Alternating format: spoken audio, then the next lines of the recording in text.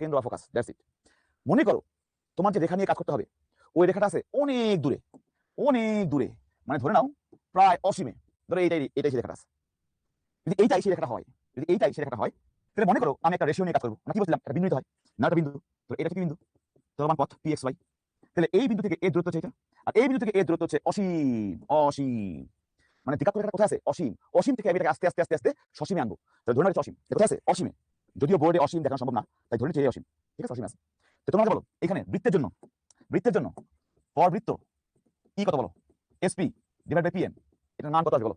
For বৃত্ত SP by PM, এই মানটা কত আসবে দেখি পারো, কে স্মার্ট। ফর বৃত্ত রকিবুল, বৃত্তের জন্য ফোকাসটার নাম হচ্ছে কেন্দ্র, আর বৃত্ত বাদে বাকি শব্দের নামটা কি হবে, ফোকাস। আচ্ছা, কি পারো প্রত্যেকে বলছো 0 0 0 0 0 0 0 0 রাইট, ইয়েস, ম্যাক্সিমাম পারছো, maximum. Thank you so much, thank you so much. দেখো কেন, কারণ ভাই দেখেন এসপি এর একটা মান আছে, এসপি এর একটা মান আছে, বাট পিএমটা কত, অসীম না, অসীম। এবার এসপি একটা মান যাই হোক, একটা ভ্যালু, এই ভ্যালুকে যদি আমরা অসীম দিয়ে ভাগ করি, আমরা জানি সামথিং বাই ইনফিনিটি ইজ কত হবে, 0। তার মানে ভাই বৃত্তের জন্য আজকে থেকে শিখে ফেললাম, সারা জীবন মনে রাখবো আমরা, বৃত্তের জন্য, বৃত্তের জন্য উৎকেন্দ্রিতার মানটা কত হবে, 0। কেন 0? কারণ দ্বিঘাত রেখার শুরু ছিল কোথায়, অসীমে, মানে ছিল হচ্ছে 7 আসমান উপরে। এবার সেখান থেকে আমি আস্তে আস্তে এটাকে কাছে আনতেছি, বাস্তবে আনতেছি। তাহলে বৃত্তের জন্য এটা অনেক দূরে, আর অনেক দূরে হওয়াতেই এই শেপটা কিরকম হয়েছে, এইরকম মিলে গেছে, মিলে গেছে। তাহলে এখান থেকে বক্র হয়ে হয়ে হয়ে মিলে গেছে। তাহলে মনে রাখবো যার এর মান 0 সেটা এমন ভাবে কার্ভ হয় সেটা বৃত্তাকার শেপ ধারণ করে। গেল গেল গেল গেল গেল। পরেরটা, পরেরটায় আসো সবাই, পরেরটায় সবাই চলে আসো। এইবার সবাই দেখো আমি দ্বিঘাত রেখাটাকে সামনে আনতেছি, সেটা অসীমে নিয়ে আসছি সসীমে, নিয়ে আসছি কোথায়, নিয়ে আসছি সসীমে, সসীমে নিয়ে আসলাম, সসীম। তাহলে এখন নিয়ে আসলাম কোথায়, সসীমে। তো দ্বিঘাত রেখাটাকে আমি সসীমে নিয়ে আসলাম, মানে বাস্তবে নিয়ে আসলাম, সসীমে নিয়ে আসলাম। এখন বলো তো ভাই, আমরা যদি আবার এসপি আর পিএম নিতাম তাহলে ঘটনা কিরকম করতো। যদি আমি সসীমে নিয়ে আসি, সসীমে নিয়ে আসি, সেটা ঘটনা কি ঘটবে। প্রথমে আগে বলো, এখানে আমি একটা বিন্দু নিব আগে। ধরো বিন্দু আছে এরকম, ধরো এইটাই কি বিন্দুটা, পিএক্স ওয়াই, পিএক্স ওয়াই। এবং আমি যদি এসপি আঁকি, এসপি আঁকি, এসপি হবে এটা, আর পিএম হবে এটা, এইটা রাইট, এসপি আর পিএম। এবার এইটা দিয়ে মানে এটা যদি ঘুরাই, মানে এই বিন্দুটা যদি আস্তে আস্তে মানে বিন্দু মান ভিন্ন হবে, কারণ কি এসপি হচ্ছে এটা, পিএম হচ্ছে এটা। যেটা ঘুরাইতাম তাহলে আমরা এইরকম একটা শেপ পাবো বলে আমার ধারণা। তোমরা আমার কি বলো, তোমরা যদি মনে করো আমি সঠিক, সবাই বলো ইয়েস ভাইয়া, এইরকম একটা শেপ আপনি পাইতে পারেন। তার মানে ভাই এটা কি ধরনের শেপ, এটার নাম হচ্ছে উপবৃত্তাকার শেপ। তখন কিন্তু এটার নাম কিন্তু এস হবে না, এটার নাম হবে ফোকাস। তার মানে ভাই এটা কিন্তু তখন কেন্দ্র না, একটু খেয়াল করো সবাই, এটা কিন্তু কেন্দ্র না, এটা কি হচ্ছে খেয়াল করো সবাই, এটা এইরকম একটা শেপ ধারণ করতেছে, হ্যাঁ, এইরকম একটা শেপ ধারণ করতেছে। তার মানে এই শেপটা কেন আসছে ভাই, যখন আমি দ্বিঘাত রেখাটাকে অসীম থেকে সসীমে নিয়ে আসলাম তখন এই বৃত্তটা চ্যাপ্টা হয়ে গেল, মানে বৃত্তটাকে চাপ দিছে, ফুটবলটাকে চাপ দিছে, চ্যাপ্টা হয়ে গেল, চ্যাপ্টা হয়ে গেল। এখন প্রশ্ন হচ্ছে এটা কেন এরকম শেপ হলো। তুমি যদি একটা এরকম একটা রেখা আঁকো, আর একটা বিন্দু নাও, বিন্দু থেকে রেখার দূরত্ব এমন ভাবে করবা, দেখো খেয়াল করো সবাই, এসপি কে পিএম দিয়ে ভাগ করবা, বলে এই মানটা কি আসবে, এসপি ছোট পিএম বড়, একটা ছোট জিনিসকে বড় জিনিস দিয়ে ভাগ করলে মানটা কি হয়, লেস দেন 1, মানে ফ্র্যাকশন। তার মানে এই মানটা আসবে 0 থেকে 1 এর মাঝে, এটা বুঝো, 0 থেকে 1 এর মাঝে রেশিওটা।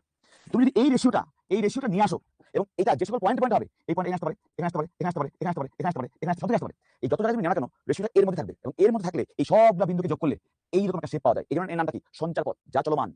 তখন এটা কোথায় আছে, সসীমে। সসীমে থাকলে এসপি কে পিএম দিয়ে ভাগ করলে, এসপি হচ্ছে বাস্তব ভ্যালু, পিএম বাস্তব ভ্যালু, বাট এসপি ছোট পিএম অনেক বড়, ভাগ করলে হবে লেস দেন 1। তার মানে এটা কিন্তু আরো কাছে আনি, আরো কাছে আনি, তাহলে কিন্তু সম্ভব। তাহলে এই ক্ষেত্রে এটা পাই হচ্ছে একটা উপবৃত্ত, সবাই লিখে ফেলো, এটা হচ্ছে উপবৃত্ত।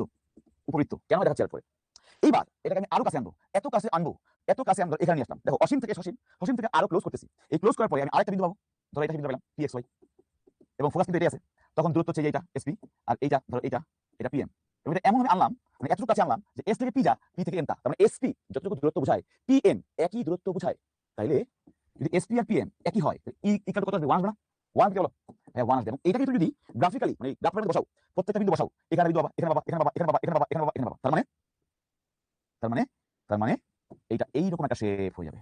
এইটার নাম কি আসলো ভাই, পরাবৃত্ত। তার মানে এটা হচ্ছে পরাবৃত্ত, পরাবৃত্ত। তার মানে পরাবৃত্তের জন্য এর মানটা 1। তাহলে যেহেতু এটা অসীম থেকে সসীম, সসীম থেকে আরেকটু কাছে আনছি, তখন এসপিপিএম সমান হয়ে গেছে, এবং এই শেপটা পাইলাম, এর নামটা হচ্ছে পরাবৃত্তাকার শেপ। পরাবৃত্তের জন্য ই কত, ই হচ্ছে 1। খেয়াল করো, ই ছিল 0, 0 থেকে বড় হয়েছে, 1 থেকে ছোট হয়েছে, উপবৃত্ত 1 হয়েছে, পরাবৃত্ত। এইবার কি করবো, এইবার ভাইয়া এটাকে আরো কাছে আনবো, তো এইখানে নিয়ে আসলাম, আরো কাছে নিয়ে আসলাম। আমি আরো কাছে আনি, এবং আরেকটা বিন্দু নেই, ধরো এই একটা বিন্দু পিএক্স ওয়াই, এই একটা বিন্দু পিএক্স ওয়াই, আর ধরো এখান থেকে এটা হচ্ছে পিএম, ধরো এটা হচ্ছে পিএম। দেখো তুমি বলো, এবার কি বলো, এসপি বলো পিএম ছোট, বলো এবার কি বলো না।